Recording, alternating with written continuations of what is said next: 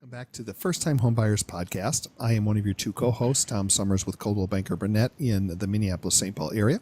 I am joined, as always, by my co-host, Eric McKenna with Remax Advanced in the Pittsburgh area. Eric, how are you today?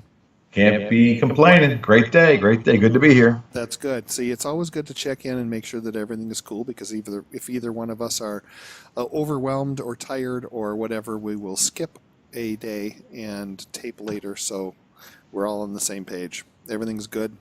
All right. Yes, sir. So today we want to talk about well and septic for people that are potentially purchasing a home with those two items. Now, they don't go hand in hand, because there are several different properties where you will have sewer and water hooked up, for your septic, but yet you'll still have a well for your drinking water. And so I thought it would be good just to kind of go over some of the basics of both of those so you understand how they work. I'll start with this one today, Eric, if that's okay with you. Absolutely. I do a lot of horse properties and acreage properties, and I currently live on 5 acres and have had a well and septic for well over 20 years, so there's no question at point. If you have a well and septic that are working properly, you would never know that it's any different than having city water. The advantage is you save an incredible amount of money, and also, too, that if there's ever a problem, power's off, shortage of water, whatever it might be, you always have that pump in your backyard, so you've got fresh running water. The biggest thing about a well is there's essentially two types of well. There's a well that's out in the country that you use for your drinking water that's part of your home. That is drilled down into the ground till they hit the spring or the water, and they drop this cylinder in. It's about like this big down this shaft, and that's the pump that pumps the water up and through and into your house. Those go bad maybe once every 10 years, so you're looking at about $2,500 to have those replaced, and that's all in. That also includes the piping that it attaches to. And in many cases, what happens is the piping, because it's typically metal, will rust through over time, so once it gets a hole in it, you lose your water pressure. Once you pull everything out, you're better off just putting the new pump in anyways. So it's very self-sufficient. Because it is well water, you may or may not want a water softener as well as an iron filter. We won't get into detail, but that's about as big of a deal as it gets. On the septic side of things, there's typically two different types of septic systems. There's the mound system, and then there's the drain field. And basically the drain field has a tank, and everything drains out into the field, and it separates the solid from liquid, and you have the septic systems pumped out every 3 or 4 years, depending on how many people live in your house. They're very easy to maintain, but they're extremely expensive to replace. You're talking about $20,000 to do it.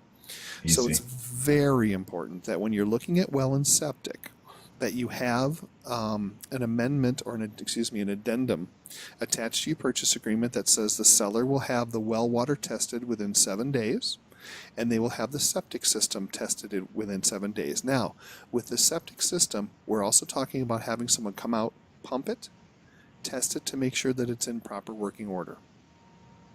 That's the biggies, but it can be a great thing. So it shouldn't be something that scares you, and it's something that you need to learn about, especially if you're someone who wants acreage properties and you want to have horses, or you want, whatever, you just want the privacy. A lot of those houses that are farther out will never have city sewer and water, so, it's something that you just have to kind of deal with. Same with propane. Absolutely right. To carry this to the next step, as Tommy mentioned before, it really is, to me, I find it, and a lot of my buyers have found, especially in semi-rural and rural areas, they enjoy the fact that they have septic and well. I mean, it does in the long term saves quite a bit of money, providing both systems are effective and in good condition or have been maintained the correct way. What I want to talk about for a second is eventually when the townships decide they're going to bring the service to you, whether it's on the sewer end, the water end, or both. Now, generally, we're seeing that here in what I would say semi-rural areas. So, I resided in a suburb of Pittsburgh, and as you head out toward the rural areas, you still have some properties that have their own septic. Or mainly have well, and the township is bringing water first, and it seems like the sewage is falling below. This is another reason why you need to be in touch with a great realtor and lean on your realtor here. If you're getting ready to purchase this house, it would be very prudent on your behalf through your realtor, again, lean on them, to find out what the township's plans are. Are there plans underway? What the forecast is going to be? Once these utilities, one or both, are available to you, what is the grace period? Do you have an option? You have an option for a couple years before you have to get it. Is there a discount for the tap-in fee if you elect to do it sooner than later? Lots of options to you. I've had clients fight it and never tap in. I've had clients take the discount to tap in right away. I've had closings that have gotten held up for bad wells, and we've had I'm sorry for bad septic systems. We've had the seller remove the septic and pay for the tap in. Lean on your realtor, because regardless of what has to happen, you want to make sure that when you enter into an agreement, you have water and you have sewage, whether it's through the municipality or township, or indeed through a working well system and septic system. Well, in regards to you and seeing what has changed for you when you're seeing some of these townships bring the water and sewer to these homes, what are you typically seeing? Are you seeing it as like neighborhoods that have, maybe 1 or 2 acres and there's a bunch of homes in one area? Because it has to also make financial sense to kind of add to what Eric was saying. If you're buying 10 acres and you're 20 miles away from town, you don't have an issue. But that's why we want to make sure that the septic is working properly and you're in compliance, so that you don't get stuck with that tap. So if you have someone who's a professional during your inspection period to have that septic tested, or they have it tested and it comes up bad, they're going to have to disclose it to anyone else they sell it to. So it's not a complicated thing. You just have to make sure add those types of things to all of your inspections. More than anything else. Absolutely. And case in point for me was just an example, and it's not a horror story. Hear it through. Had a very cute house that was in a semi-rural area. And this particular service to these homes, this group of homes, but it wasn't quite there yet, or it was just starting to get there. The long and the short of it is, it had a septic system and a well system. I insisted that my buyer, certainly request a test for both. The seller kind of refused. We took it upon ourselves to pay for it, and it's a good thing we did. The well was flawless.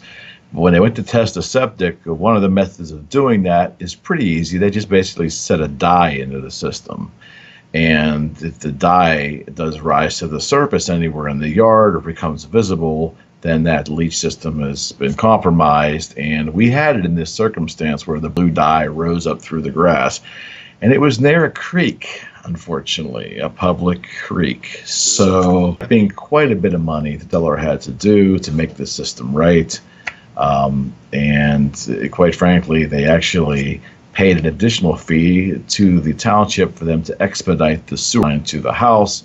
All things said and done, it was about $66,000. So that was the best testing fee my buyer could have ever done. Yeah. But they got the house and they got their public sewer. They're happy.